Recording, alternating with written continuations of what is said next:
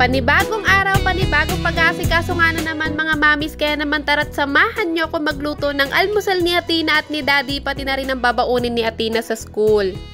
Sa totoo lang mga mamis, napakasimple lang naman talaga ng baon ni Athena sa araw-araw, pero nahihirapan pa rin ako mag-isip kung ano ba talaga yung lagi kong papabaon sa kanya. Bali, ang lulutuin ko nga pala ngayon muna mga mamis ay yung walang kasawaang itlog. Alam nyo naman, itlog is life si Athena, pati na din si Daddy. Bali, 3 itlog pala ipipirituhin ko mga mamis para tig-iisa na din kami. Bali, yung una ko ang itlog na sinalang mga mamis, nilagyan ko netong egg molder para naman maganda yung pagkakaluto ng itlog. Pero syempre mga mamis, eto nga't yung pangalawa at pangatlo hindi ko na ginamitan kasi nahirapan lang din ako. At baka nga may makapansin na naman, bakit hindi ako naglagay ng asin sa pritong itlog? Yes mga mami, sa mga bagong nakakapanood ng vlog ko, pag nagpiprito talaga ako ng itlog ay hindi na ako naglalagay ng asin. Kasi mga mamis, yung mga kapartner na ulam niyan ay meron naman ng lasa. Kaya naman sa tuwing nagluluto ako ng itlog at alam ko meron siyang kapartner na ulam, eh hindi na talaga ako naglalagay ng asin.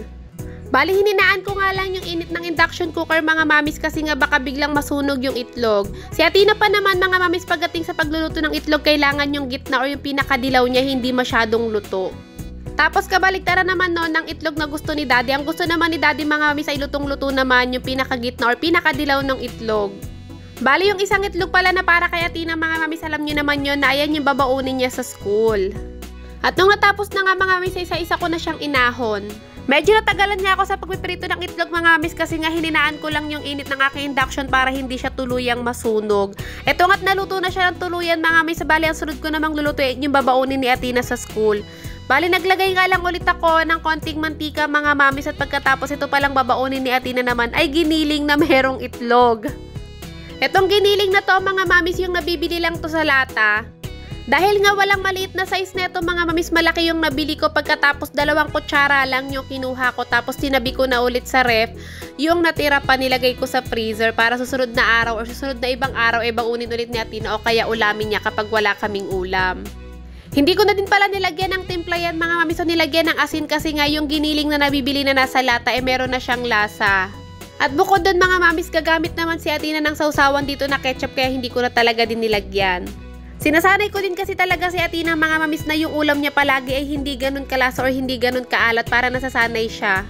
Na kahit matabang yung ulam ay kakain at kakain pa din siya.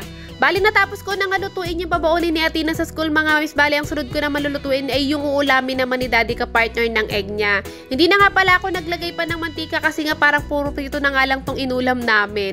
Naggisa nga lang ako ng bawang at sibuyas at pagkatapos maglalagay lang ako netong corned beef na nabili namin sa Pure Gold. At dahil si Daddy lang naman ang kakain neto mga mamis, sinantya ko lang ilulutuin ko para sa kanya.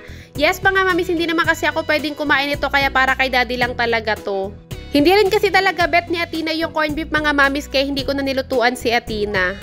Nakakatuwa nga mga mamis kasi maliit lang naman yung pack ng corned beef na yun pero aabutin nyo ng 3 beses na ulam ni Daddy. Bale, itong corned beef naman na to mga mamis, gigisahin ko lang at pagkatapos maglalagay lang ako ng konting asin at saka paminta.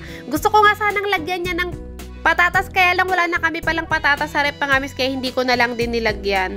Meron talagang isang klase ng corned beef na gustong-gusto si Daddy mga mamis, yung nabibili sa palengke, yun talaga yung pinakagusto ni Daddy tapos sasabawan. Nung mga bata din kami mga mamis, madalas namin ulamin talaga yung corned beef na nabibili sa palengke at pagkatapos lalagyan ni Mama ng patatas tapos sasabawan niya din. Naalala ko pa nga dati mga mamis, nung mga bata kami, kapag yun yung ulam namin, yung corned beef na merong patatas tapos maraming sabaw, napapadami talaga kami ng kain ng kuya ko. Piling ko nga sa 1 kilong sinaing namin mga mamis ay kulang na kulang sa amin ng kuya ko. Lalo na masarap talaga siyang i-partner sa bahaw. Eto nga natapos na rin ako makapagluto ng corned beef ni Daddy mga mamis at habang kumakain si Daddy at si Athena nag-aalmusal na din, maghahanda naman na ako ng babaunin ni Athena sa school. At syempre eto nga't kinuha ko na agad yung baunan niya, naglagay na ako ng maraming kanin. Dinamihan ko pala yung lagay ng kanin ngayon kay Athena mga mamis kasi hindi naman siya nag-heavy breakfast. Hindi ko na nga lang pinakita sa video mga mamis pero binilhan na lang ni Daddy si Athena ng almusal sa labas. Gusto daw kasi ni Athena ng macaroni mga mamis kaya naman meron nagtitinda ng almusal sa labas at doon na lang bumili si Daddy. Eto nga't ang ginawa ko pala kanina sa niluto kong giniling na merong itlog, hinaiwa-hiwa ko para naman hindi ganun kalaki kapag nilagay ko siya dito sa baonan ni Athena. Hindi ko na nga lalahatin yung paglalagay mga mamis kasi nga meron pa naman siyang itlog na pinrito at feeling ko talaga hindi maubos ni Athena tong ulam niya kasi nga sa isang itlog pa lang talaga gustong gusto na ni Athena yun. Pero syempre naglagay pa din talaga ako mga miss para sure, di bali nang masobra wag lang talagang mabitin si Athena. After ko nga maglagay ng kanin at ulam sa baunan niya mga miss, ito at sunod ko namang gagawin ay maglalagay na ako ng ketchup dito sa lagayan niya. At syempre pagdating sa ketchup, kailangan talaga damihan ko mga miss kasi matakaw din talaga si Athena sa ketchup. Bale, ito nga tatapos ko na kasi kasuhin naman yung baon ni Athena mga miss, oras naman na para takpan ko to at ilagay ko na nga doon sa kanyang lunch bag. Alam ko nga hanapin nyo kung saan na yung vegetable ni Athena mga mamis. Wala na kasi kaming mixed vegetable na ubos na kaya hindi na ako nakapaglagay. Si Athena nga din mga mamis naghahanap na ng mixed vegetable niya pero hindi pa kasi kami namimili ni Daddy.